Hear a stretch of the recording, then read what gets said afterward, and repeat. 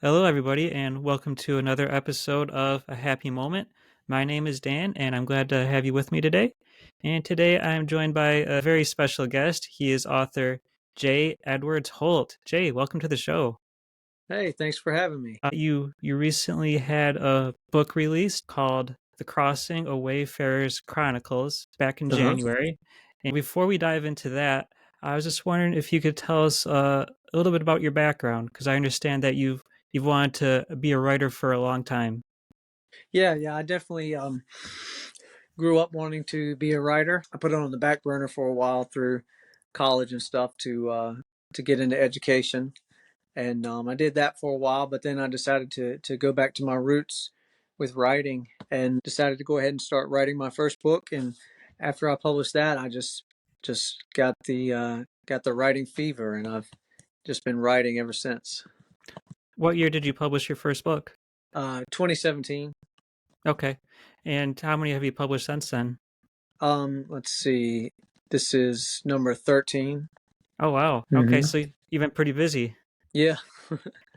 The Crossing: A Wayfarer's Chronicles. What can you tell us about this book? It's about a ship that carries souls across this big ocean to the afterlife where they're judged on the other side.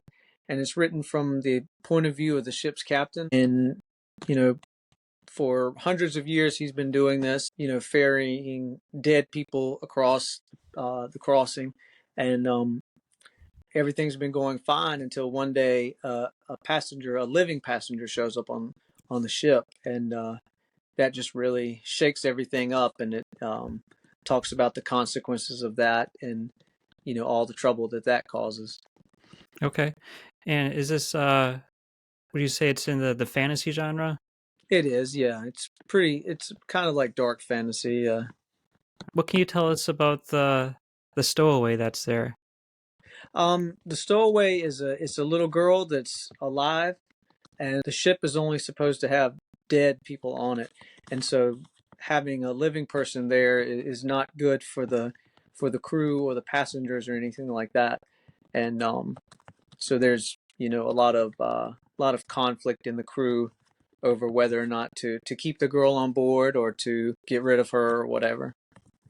She's probably just as worried as they are, I would Oh imagine. yeah, she's very scared. She doesn't know where she is or why she's there, and so yeah, she's just as scared as they are for sure. What kind of themes do you explore in this book? There's a lot of themes of forgiveness, family, second chances, things like that. What would be I guess the target age range that you're looking for here? This is really, it's young adult, I would say, but I've had a lot of older adults say they enjoyed it too. Probably, I would say 13 and up. Jay, you're also an ordained minister, is that right? Uh huh. Okay, how long have you been a minister for?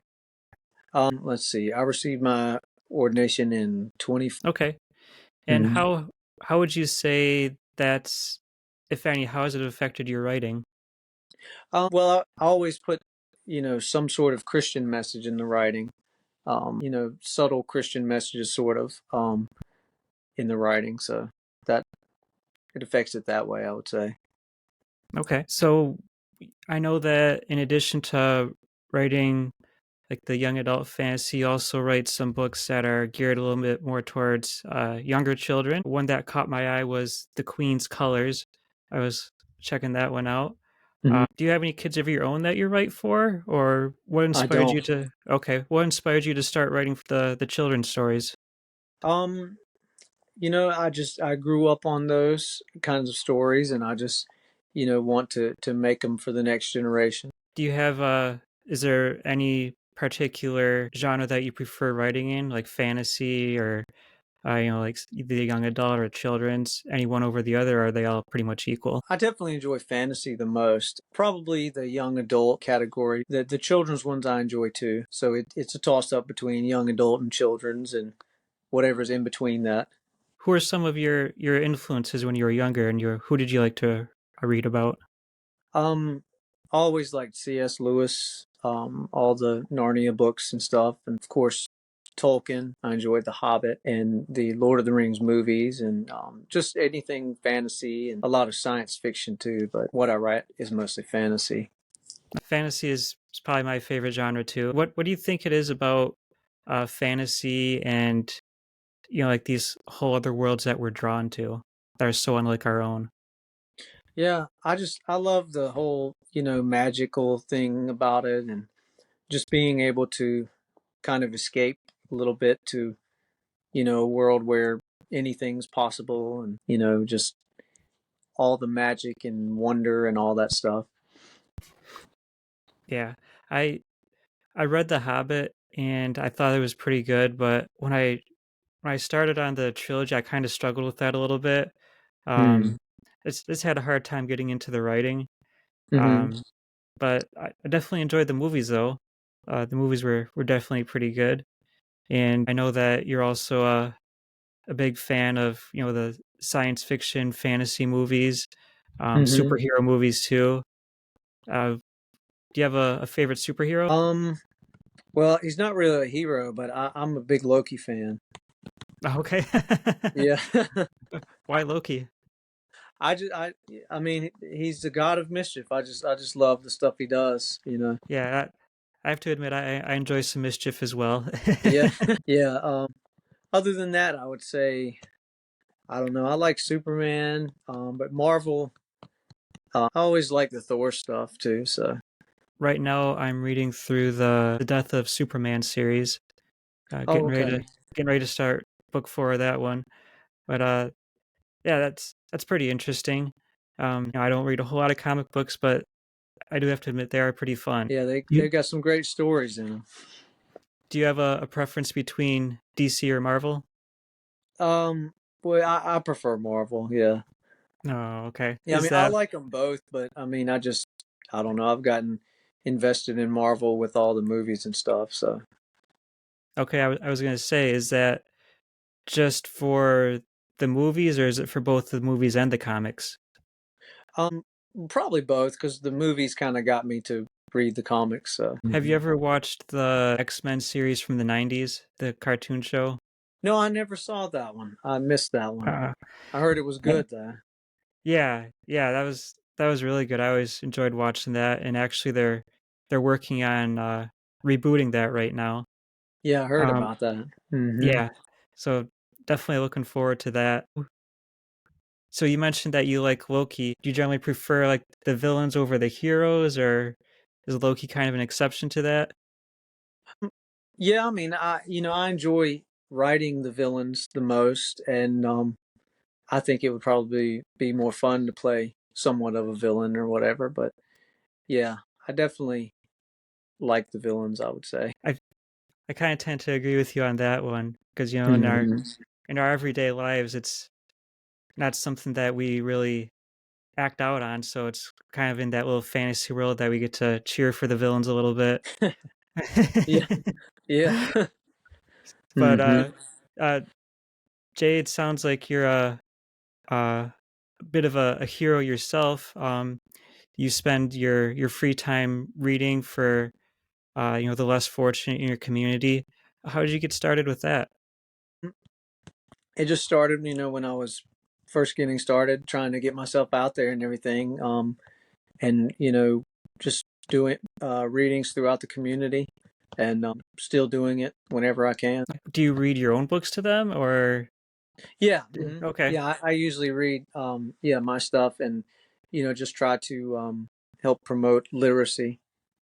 okay, that's very cool. Is that something that you do like through your local library, or how does I've that done it work? through some libraries and some schools and bookstores.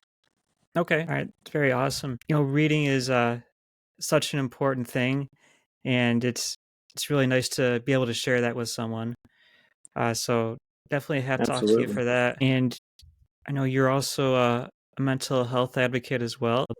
Let's see. I was at 10. I was diagnosed with a mild form of Tourette's, and along with that, for me, came a lot of just anxiety, depression, OCD, which I still deal with a whole lot. Um, So I just, I consider myself a mental health advocate because I've dealt with a lot of that stuff, and I know what a lot of it's like, and I try to help people when I can with it. And then aside from that, I write for a health and wellness magazine, trying to pass my experience on to others as well. Okay. Is that something that you've also been able to weave into your writing a little bit? Yeah, a little bit. Yeah. What can you tell us about your writing process itself? Like, do you like to plot things out meticulously, or you kind of, fly by the seat of your pants a little bit? Yeah, I typically work by an outline is what I try to do. A lot of times things will end up a little different than I had planned, but I generally start with a pretty defined outline that I stick to. Is there any one part of the writing process that gives you any more trouble than the others? Um, I'd say just editing, the final stages of editing. It's just frustrating going through over and over, and trying to get everything just right at the end. Do you have a hard time resisting the urge to edit as you're writing? Yeah, yeah, I do. Yeah, I try to tell myself, just wait until the first draft is complete, but I just want to go in there and make the correction, but I try to wait. Do you do all your writing on the computer then? I do a lot of note taking on my phone, and I'll transfer to the computer for the big writing and the big editing. Yeah. What kind of future projects do you have planned as far as writing? I'm as of right now, I'm mostly focusing on my next book, which is a mythology book. It's basically the mythology of which the fantasy books are based around. Just like a set of gods and goddesses, and tells all about the different realms in the universe and the creatures and all those things. Like, is it more of a nonfiction book then? No, it's almost like an encyclopedia type thing. Oh, okay. It's yeah, Okay, with gotcha. information about each world and each creature, and it's going to have a drawing for each one in it as well. Do you do the drawings yourself? I don't know. Okay. I find different artists to help me with that. Okay. If I wrote a book, I'd have to hire someone too because I can't draw worth a darn either. So, I mean, I could put Yeah, I can draw like a little bit, but not to the extent of that. yeah, I could put a nice stick figure in there for you if you want. Yeah, Is there any particular genre that you have not written in that you'd like to explore eventually? I'd like to write something sci-fi at some point. Okay. Something futuristic and science fiction at some point. I think that would be fun. What kind of sci-fi movies are you into? Um, I like well, of course, I like Star Wars and stuff like that. But a lot of times when I'm going to watch a sci-fi movie, I like the kind of apocalyptic stuff, things like that. Like dystopian and stuff like that. I like to watch those. What do you think of the various Star Wars trilogies? Do you have a favorite out of the three trilogies? Well, I grew up on the prequels, so I'm a prequels man. I think probably the originals are probably the best, but I like the prequels because that's what I grew up on. Okay. Yeah, Yeah. I've I actually have not watched the last Star Wars movie yet. I know Hmm. it's been out for like what 3 or 4 years at least now, but I Yeah. for some reason I just haven't gotten around to it. But yeah, for me the originals those are definitely my favorite. Hmm. You into Star Trek as well? Yeah, not as much. I do like it.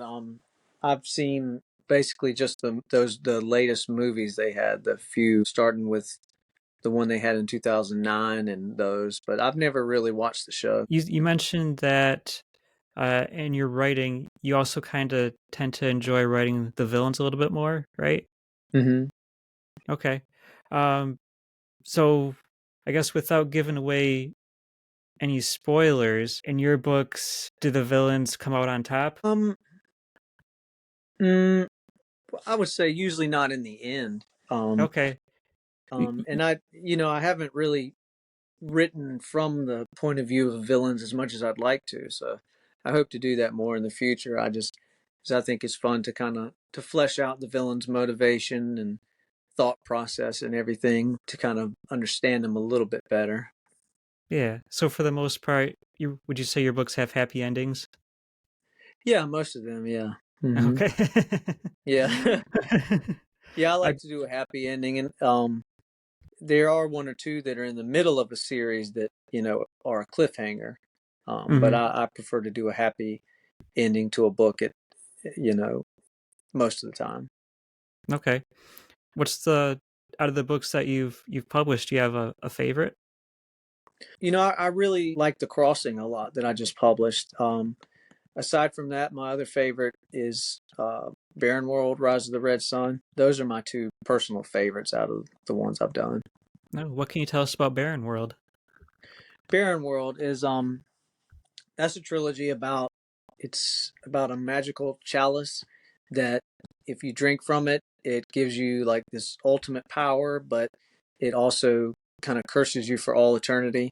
And it's about a group of characters that are trying to figure out what to do with it and um, trying to resist the temptation while trying to find a way to get rid of it or remove the curse without falling victim to it themselves. And are all three of the books in the trilogy already published? Uh huh. They are. Okay, cool. Jay, do you have a website? I do. It's jedwardsholt.com. Okay. And people can read all about your books there? Uh huh. Okay. Do you have um any other creative outlets besides the writing? No, not really. That's pretty much it. You talked a little bit about some future projects that you might like to try out. Does the real world affect your writing at all? Like, do you base anything on real world events that are happening? No, not really. Because I like to myself like to read and watch movies to kind of get away from some of that stuff. So I mean, yeah, I try not to incorporate too much of that into it. Yeah, I'm with you on that one. It's a reading a book is a form of escape, and you don't want to see. Yeah, I mean, it's when you're writing. Do you have a hard time coming up with names for characters?